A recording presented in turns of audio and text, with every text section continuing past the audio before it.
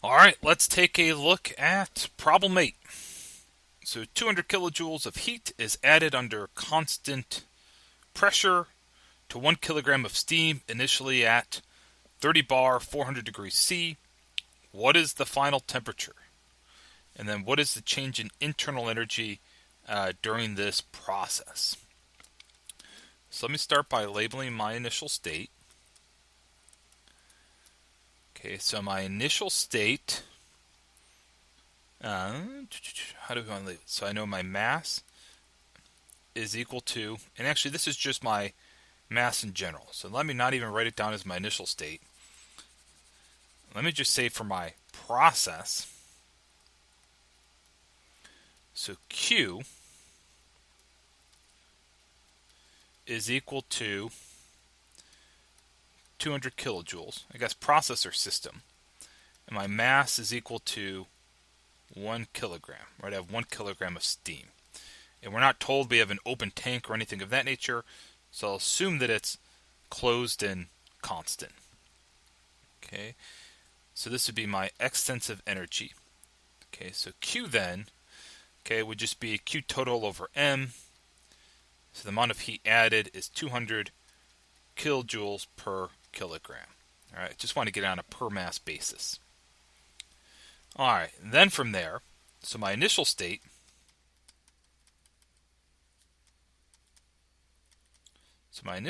state 1, I have, I don't know why my stylus is getting a little goofy here, my apologies. Come on. I have that T1 is equal to 400 degrees C. P1 is equal to 30 bar. Okay, and what we want to know is what is T2? Well, all right. Well, how are we going to get that? Okay. The key word here, and actually, so if I go to my final state,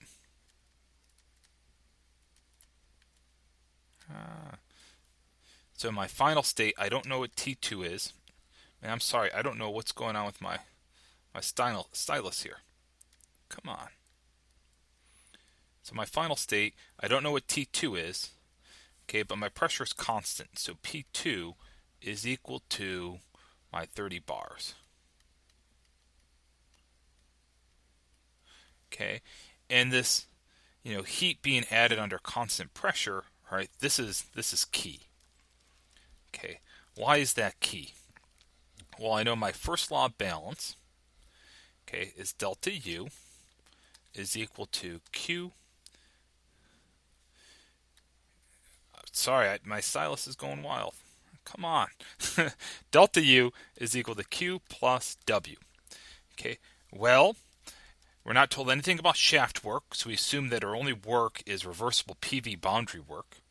So W is going to be the integral of negative PdV.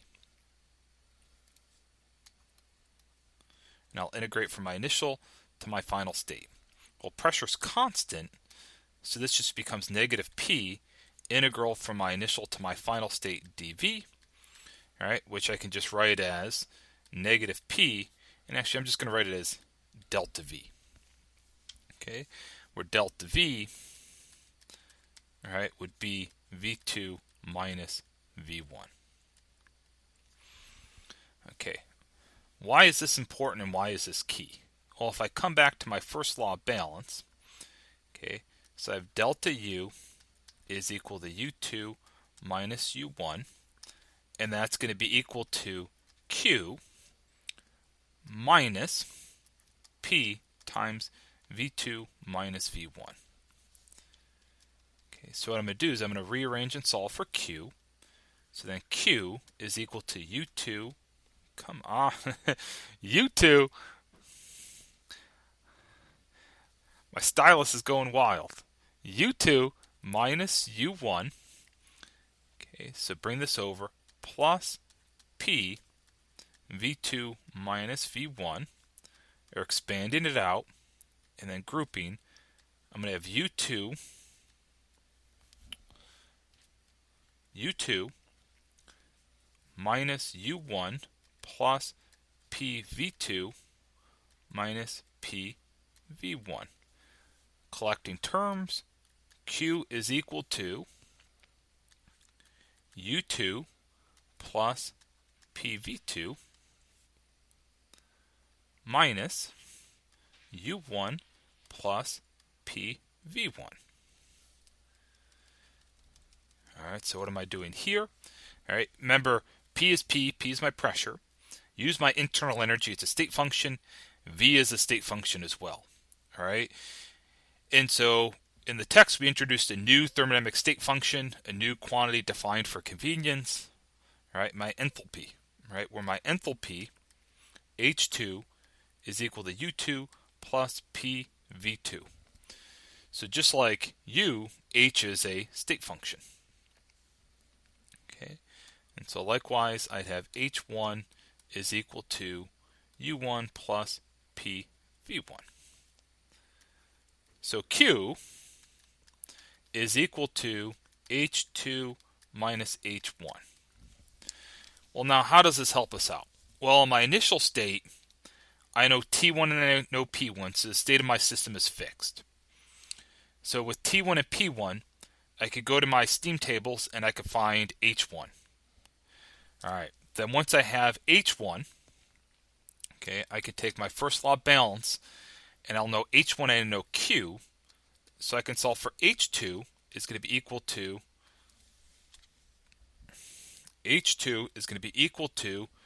Q minus, or Q plus H1. So once I know H1 and I know Q, I can calculate H2. Then once I have H2, okay, H2 is a intensive property. I know P2 for, my final state. So since I have two intensive properties, state of my system's fixed, I can use that to find T2. Okay. Cool. And then in B, since they want to change in internal energy, while I'm looking up all this, I might as well write down the U's at the same time. Alright, so without further ado, let's do it. Let's add a new page. Okay, so again in my initial state. Okay. My initial state, I am at 400 degrees C and 30 bar.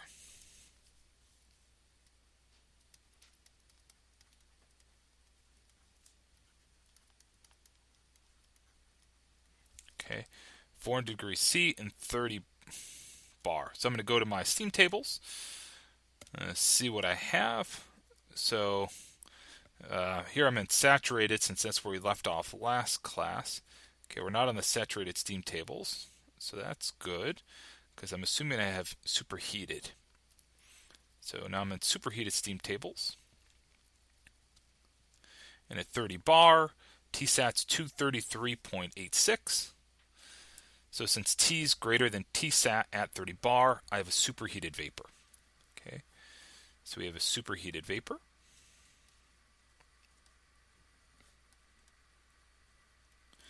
Okay, so if I go over to my superheated region, so at 300 or 30 bar, I'm looking over 400 degrees C, and here I'm going to want U and I'm going to want H.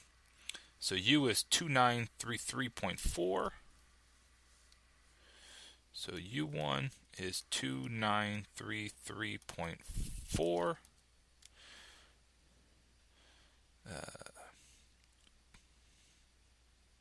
2.933.4, and H is 3231.6. Okay, H1. And both of those are kilojoules per kilogram. All right, and again, they're both related. If U1, so if I had U1, all right, then H1 is just U1 plus P, which would be my 30 bars, times V, which is this 0.0994. All right, you just need to be careful with units. This is meters cubed per kilogram, so I'd want to get my bar or pressure in SI units, and then divide by 1,000 to get that delta term. All right, so I have U1 and H1. So now I can solve for U2, right? We had that H2 was going to be equal to Q plus H1. Yeah, Q plus H1, where Q was 200 kilojoules per kilogram. All right, so that's still problem 7 up. So let me go over to problem 8. Okay, so we had the Q is 200, and that's kilojoules per kilogram.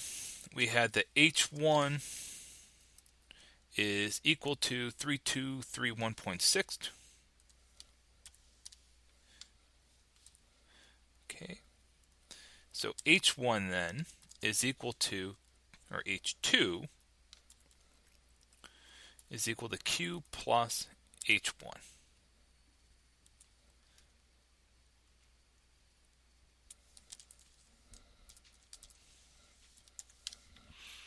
Okay, so H2 is 3.4316.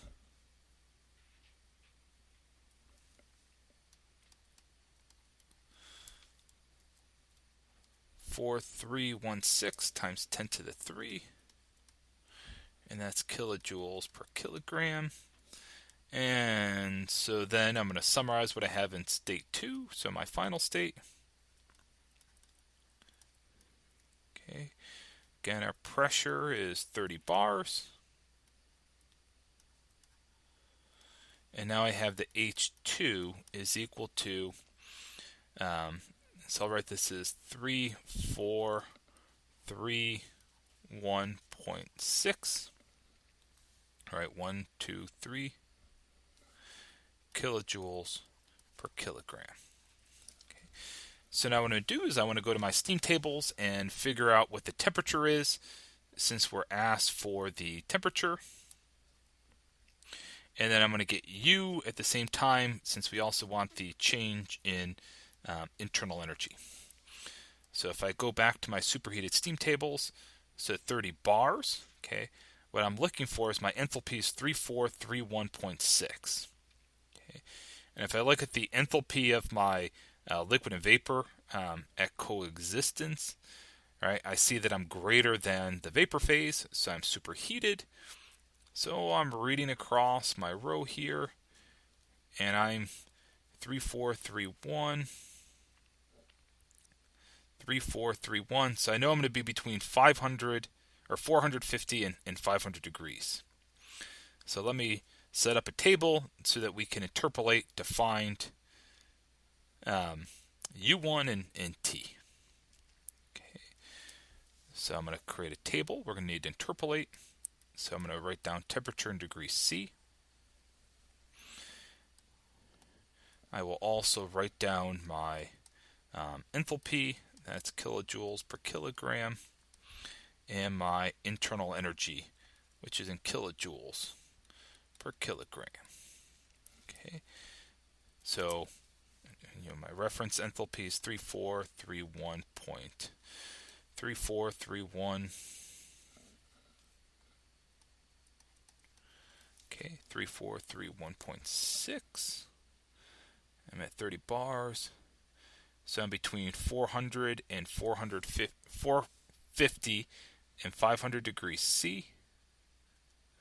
450 and 500.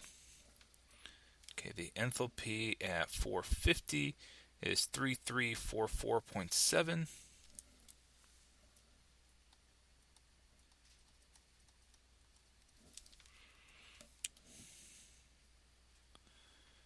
Uh, 3344.7 and 3457.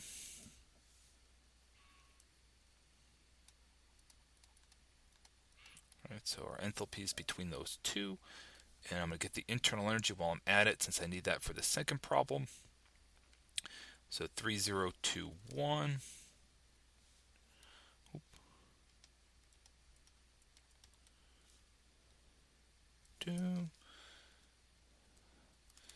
3021.0 and 3108.5. 3108.5. 3108.5. All right, so let's hop over to MATLAB. Let's interpolate, and we will get T2 and U2 at the same time. Okay, so I'm going to create my vector of temperatures. So that's 450 and 500. I'm going to create my vector of H's, the two H's I just read off, 3344.7 and 3457.0. And I'm going to read off my U's, 3021.0 and 3108.5. Okay.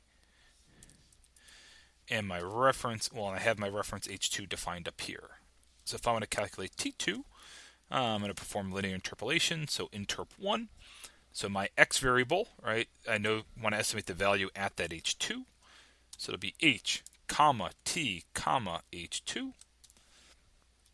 And I want U2 as well, so U2.